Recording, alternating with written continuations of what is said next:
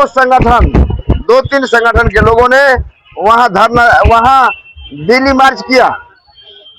उसमें थे जगदीश सिंह डंडेवाल, जो गैर राजनीतिक किसान संयुक्त किसान मोर्चा का नेतृत्व कर रहे हैं, और सरवन सिंह पंढेर, जिनका किसान मजदूर संगठन है। ये दोनों लोग जब मार्च शुरू किए तो इनको हरियाणा की सरकार और पंजाब की सरकार ने वहीं रोक दिया, जाने नहीं दिया आगे। कील काटी गाड़ दिया, आप सब लोग जानते हैं, दीवार खड़ा कर दिया। तब वहीं फिर धरना पर लोग बैठ गए। 13 फरवरी से आज जोड़ लीजिए कितना दिन हुआ, लगभग 9 महीना। 9 महीना से वहां धरना पर बैठे हैं। इसके बाद जब सरकार नहीं सुन रही थी और किसानों में भी सुख बुगार कम था, अन्य संयुक्त मोर्चा के लोगों ने साथ नहीं दिया, तब उन लोगों ने कार्यक्रम को बढ़ाने के लिए कार्यक्रम शुरू किया। तो उसमें डंडेवाल साहब ने घोषणा किया कि हम 26 नवंबर से हम अमर अनशन पर बैठेंगे। और उनको पंजाब सरकार ने उठा के ले जाके पटियाला में रख दिया 25 नवंबर को। फिर वहां का किसान जब सुनिए घटना को, आप लोगों को नहीं बताया गया। फिर वहां का किसान जो कहा कि हम मान सिंह का घर घेरेंगे अगर नहीं छोड़ेंगे, जब यह पता चल गया मान सिंह को, जो वहां के पंजाब के मुख्यमंत्री हैं, तो उन्होंने रात उनका जितना पदाधिकारी उठाकर फिर ले जाके उनको खनौरी बॉर्डर पर रख दिया। और तब से आज तक वो अमर अनशन पर है। आप जोड़ लीजिए 26 से आज कितना दिन हुआ, 26 से आज कितना दिन हुआ। अमर अनशन पर डंडेवाल साहब हैं। उनकी स्थिति नाजुक है, कभी भी कुछ हो सकता है, लेकिन फिर भी सरकार गुमराह कर रही है, इधर से उधर कर रही है। अभी कोई समझौता नहीं। सुप्रीम कोर्ट भी कहा है कि आपके लिए दरवाजा खुला है। तो डंडेवाल साहब ने सुप्रीम कोर्ट को भी पत्र लिखा है। परसों दिन उनका भी पत्र गया है, सुप्रीम कोर्ट में भी उनका पत्र गया है कि हम इस घटनाओं से हम लोग हैं और हमको अपने जान की चिंता नहीं है, हमको चिंता उन किसानों की है जो प्रतिदिन आत्महत्या कर रहे हैं। हमसे ज्यादा कीमती उनका जीवन था, जो अपने बाल बच्चा के पोषण करने के लिए नहीं कर पाए, जिसके चलते आत्महत्या किए। इसलिए उनका सवाल है, मेरा ही सवाल नहीं है। इसलिए आप एमएसपी का कानूनी गारंटी के लिए सरकार को बाध्य कीजिए। इसलिए बाध्य कीजिए कि जब यही नरेंद्र मोदी जब 2011 में जब गुजरात के मुख्यमंत्री थे, तो उन्होंने उस समय उपभोक्ता मामले का जो कमेटी बनता है उसके अध्यक्ष थे, उन्होंने पत्र लिखा केंद्र सरकार को। उस समय कांग्रेस की सरकार थी, दिल्ली में मनमोहन सिंह प्रधानमंत्री थे। पत्र लिखा कि आप एमएसपी का कानूनी गारंटी दीजिए, नहीं दीजिएगा तो किसानों का कल्याण नहीं होगा। ये भी हवाला उस पत्र में दिया गया है। इसके बाद एक अस्थायी समिति बनी है, खेती बाड़ी के संसदीय अस्थायी समिति बनी है। अस्थायी समिति खेती बाड़ी की संसदीय समिति बनी है कि खेती बाड़ी वाले लोगों का विकास कैसे होगा।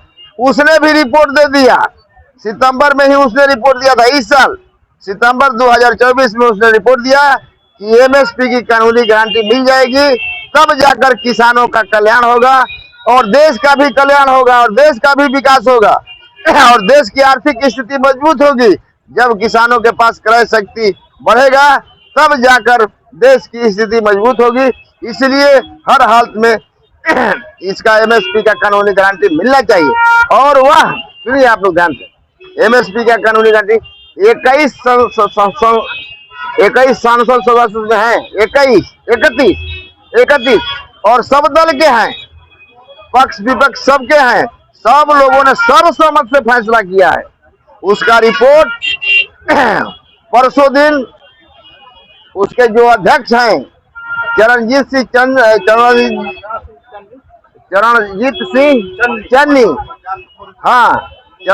चन्नी उसके अध्यक्ष हैं। उन्होंने परसों दिन डंडेवाल साहब को ले आके अपना पूरा रिपोर्ट दे दिया है।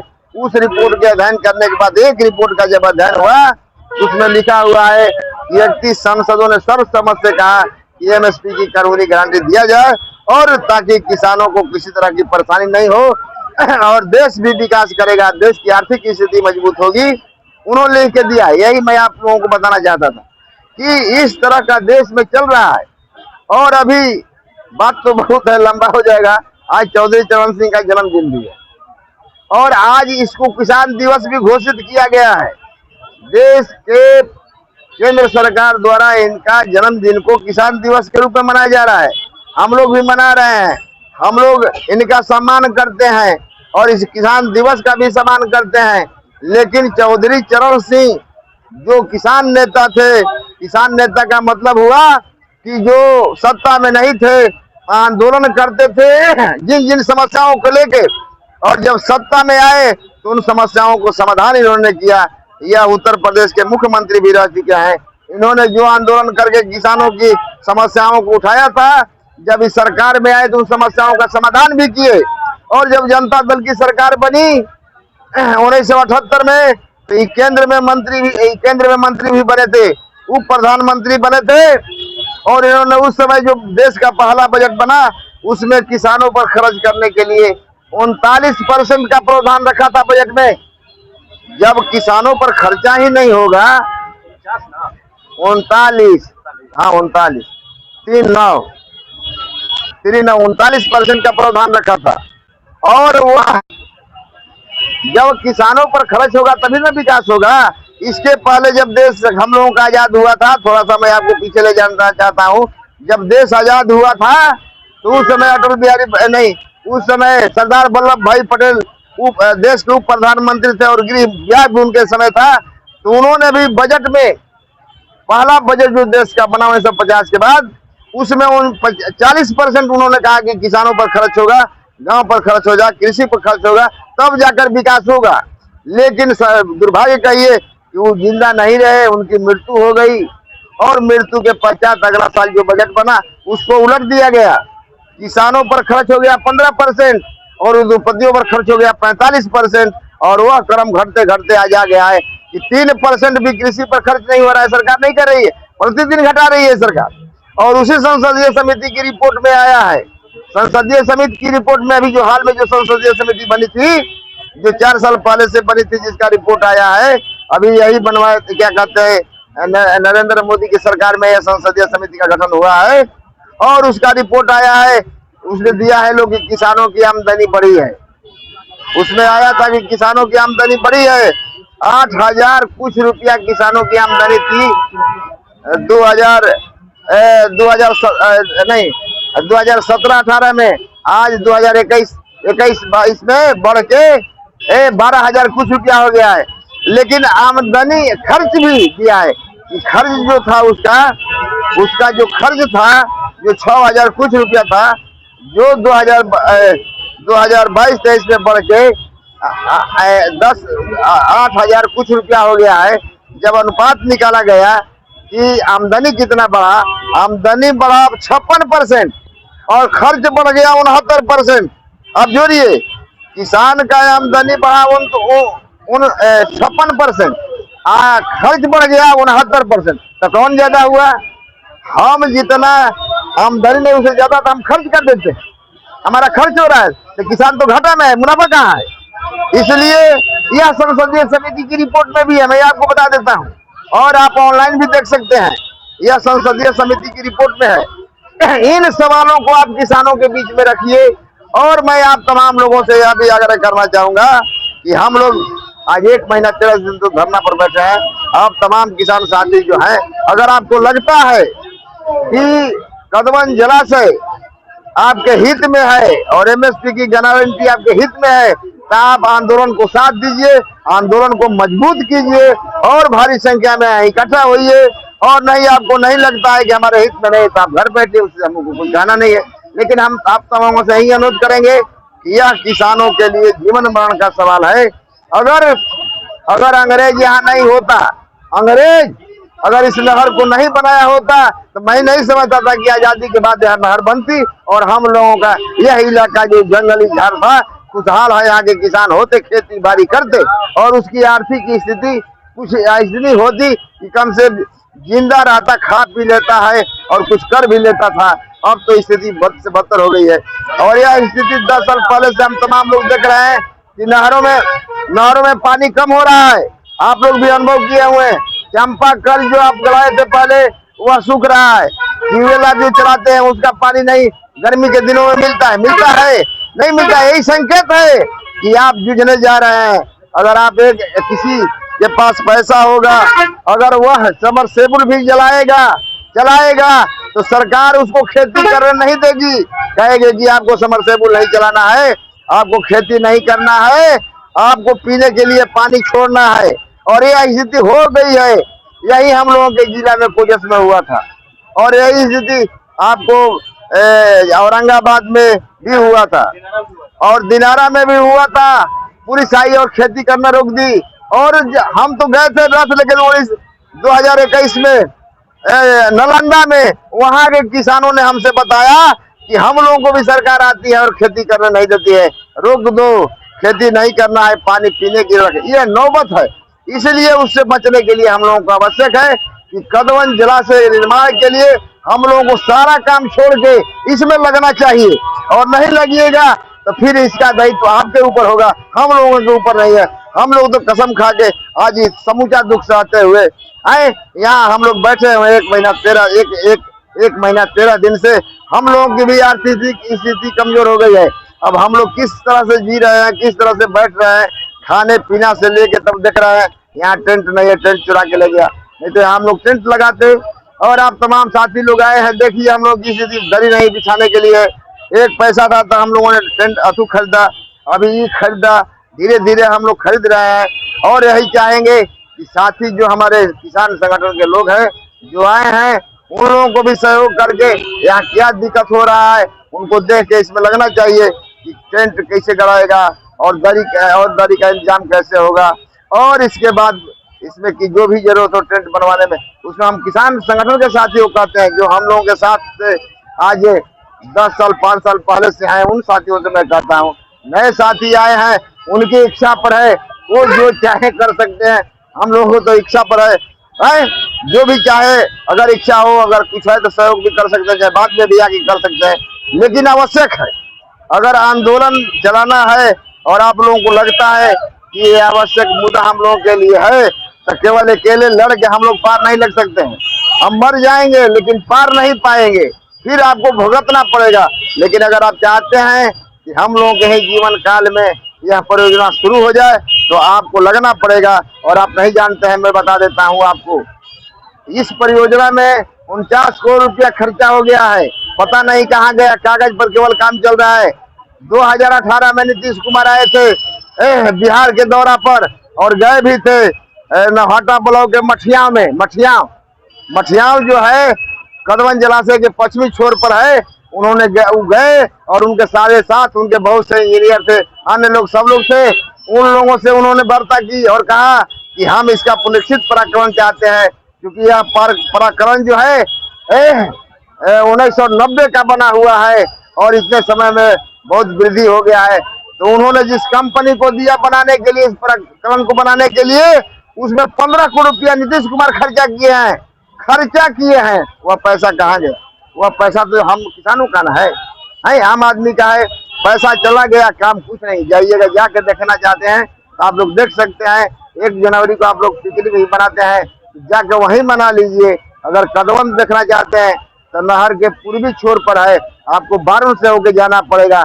अगर मठियाव जाना चाहते हैं तो ये पश्चिमी छोर पर है, यहीं इंद्रपुरी से होके जाइएगा। किनारे सोन के किनारे जो सड़क गई है वहाँ पहुँचा देती है। मैं जाके घूम के देख आया हूँ, इसलिए उसमें बहुत मामूली सा काम हुआ है, लाइनिंग हुआ है केवल, और कुछ नहीं हुआ है। तो इस तरह से हम लोगों के पैसे, हम लोगों का जो पैसा है उसको दूसरे योजनाओं में उसको कन्वर्ट किया जा रहा है। अब देखिएगा जल योजना, जन जीवन हरियाली योजना। जन जीवन हरियाली योजना क्या है? यही ना जन जीवन हरियाली योजना है। आप छोटी छोटी बांध के 50 एकड़ 100 एकड़ का आप पटवन कराना चाहते हैं और भी समय से नहीं करा पाइएगा, जो कि छोटी छोटी नदियों में पानी नहीं आता है।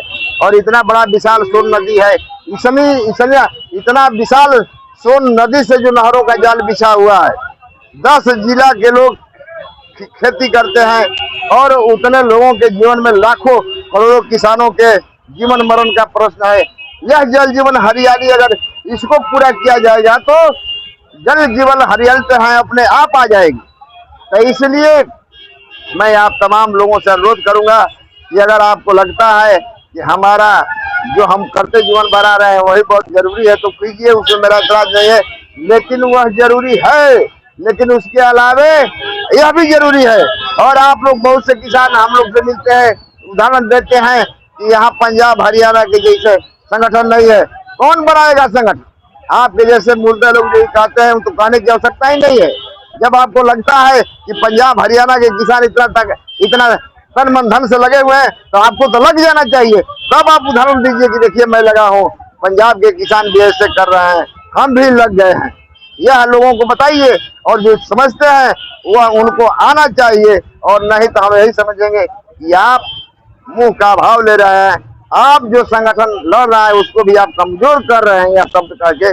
इसलिए मैं चाहूंगा, आते हैं कुछ लोग इस बात को कहने के लिए हैं, तो इसलिए मैं चाहूंगा कि आप लोग जो है इस संगठन को कमजोर कर रहे हैं और जो हमारे साथी धरना पर बैठे हैं उसके उत्साह उनके आत्मबल को आप कमजोर कर रहे हैं कहकर।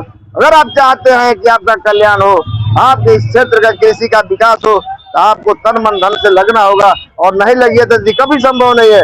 यह सरकार सुनने वाली नहीं है, जिसको वोट देते हैं वो सुनने वाला नहीं है। यहाँ जो है सत्ता दल का भी विधायक नहीं है, सब विरोधी दल का विधायक है, यही माले के विधायक हैं। आज नहीं 10-12 बरस पहले से जीतते हैं। क्या नाम है उनका जी? अरुण सिंह है। कभी विधानसभा में नहीं उठाते हैं, लेकिन मीटिंग में आएंगे तो अपने कार्यकर्ताओं का हम उठाए थे। सबका बात आता है, फेसबुक पर आता है, टीवी में आता है, ये भी नहीं उठाए हैं। मैंने इनकी घटना बता दिया कि 4 सांसद यहाँ के मिलके भभुआ के सासाराम के सांसद, बक्सर के सांसद, आरा के सांसद और काराकाट के सांसद फोटो निकाले हैं, फोटो खींच के फेसबुक पर डाले हैं कि हमने गया था प्रधानमंत्री से मिलने के लिए और प्रधानमंत्री हमसे लोगों से नहीं मिले, हम 8-9 घंटा बैठे थे। ये कौन सा तरीका है? इस तो बात मैंने कहा कि या तो वो लोग मूर्ख होंगे, तो हम लोगों को मूर्ख बना रहे हैं, किसानों को मूर्ख बना रहे हैं। और नहीं तो भाई आप गए, किसी भी प्रधानमंत्री से आदमी मिलने जाता है, किसी मंत्री से मिलने जाता है तो समय लिया जाता है, और वो भी जो जिम्मेदार व्यक्ति है, संसद और विधायक है, उनको तो समय मिलता है, वो कहीं से बात करके समय ले सकता है, तब मिलने के लिए जाता है। ऐसे नहीं जाता है हम आम पब्लिक जैसा गए घूमने के लिए, मिले नहीं मिले। जैसे हम लोग किसान है ना, कहीं जाते हैं ना भाई कि बड़े मंत्री से मिल लिया जाए, तो नहीं समय नहीं है, नहीं मिले। आप तो वहीं दिल्ली में रहते हैं, दिल्ली में उभी रहते हैं, आपका टेलीफोन सेवा है, सब कुछ है। आप हम आपसे मिलना चाहते हैं इस सवाल पर, आप समय दीजिए, समय देंगे तो आप मिलेंगे, समय नहीं देंगे तो नहीं मिलेंगे। इसलिए मैं कहा कि या तो वो लोग मूर्ख हैं तो हम लोगों को मूर्ख बनाते हैं। यह धंधा चल रहा है लोगों का, मूर्ख बनाने का किसानों को। और इस देश में जो चल रहा है आप तमाम लोग देख रहे हैं, और तमाम दल की यही स्थिति है। कोई नहीं चाहता कि किसानों के समय सवाल को उठाया जाए। मैं विषय से विषयांतर नहीं हो रहा हूँ, अभी बहुत एक चला है। मैं थोड़ा सा आप लोगों को कह देना चाहता हूँ कि संसद में राहुल गांधी को शायद कुछ अमित शाह बोल दिए थे कि आप जो है जितना बार अम्बेडकर साहब का नाम ले रहे हैं उतना बार अगर आप भगवान का नाम लेते तो हमेशा स्वर्ग में जाते। यह पूरे देश में पकड़ा। हम आज जबकि किसान, आप जानते हैं मैंने कहा ना कि 13 महीना पहले किसान धरना पर था और 700 किसान शहीद हो गया। अभी 13 फरवरी से किसान धरने पर है, उसकी बात नहीं सुनी जाती है। उसके लिए राहुल गांधी के पास समय नहीं है, उसके पास किसी एमपी के पास समय नहीं है, उसके पास किसी राजनीतिक दल के पास समय नहीं है कि वह कहे कि नहीं भाई इसका क्यों नहीं निदान करते हो। किसी के पास समय नहीं है। लेकिन एक मामूली से बात उठा गए, ये कौन सा बड़ा बात था, किस पर इतना बड़ा हाई तना है। इसलिए ये लोग चाहते हैं कि हम लोगों के भावनाओं से खेलें। हम लोगों का भावना उनसे जुड़ा हुआ है, क्योंकि हम लोग भी उनको मानते हैं, उनका भावना हम लोगों से जुड़ा हुआ है। हम लोगों के भावनाओं से खिलवाड़ करना चाहते हैं। हमारे काम से इनको कोई मतलब नहीं। अगर इनको काम से मतलब रहता तो ये संसद में ही बात के लिए अड़ते, लोकसभा को बाधित करते, आपने कभी सुना है कि किसान के सवाल पर लोकसभा कभी बाधित हुआ है? आपने कभी सुना है कि किसान के सवाल पर कभी लोकसभा बाधित हुआ है? अभी 13 महीना, अभी 9 महीना से फिर आंदोलन चल रहा है और 13 महीना उस समय चला था। किसी ने लोकसभा में उठाया कि हम संसद नहीं चलने देंगे जब तक किसानों की मांग को माना नहीं जाएगा? नहीं उठाया किसी ने। यह मैं आपको बताना चाहता हूं। हम आप लोग जो गुमराह में हैं, या हमारी बात करते हैं या कभी हमारी बात नहीं करते हैं, या वोट की बात करते हैं। जिस भावना से इनको वोट मिलेगा, किसानों के, आम आदमी की भावनाओं को भड़का के, उनके भावनाओं का कदर नहीं करके, उसका दोहन करके ये लोग हम लोगों को क्या कहते हैं, ये लोग वोट के लिए प्रेरित करते हैं। नहीं तो आप बताइए, मैं आपसे पूछना चाहता हूँ, इसलिए है ना, इसलिए समय बहुत ज्यादा हो गया है, बहुत बोल दिए। मैं अपनी बात समाप्त करता हूँ और मैं बात समाप्त करते हुए आज किसान दिवस के अवसर पर चौधरी चरण सिंह के चरणों में श्रद्धा सुमन अर्पित करते हुए अपनी बात समाप्त करता हूँ। जय गांव जय भारत।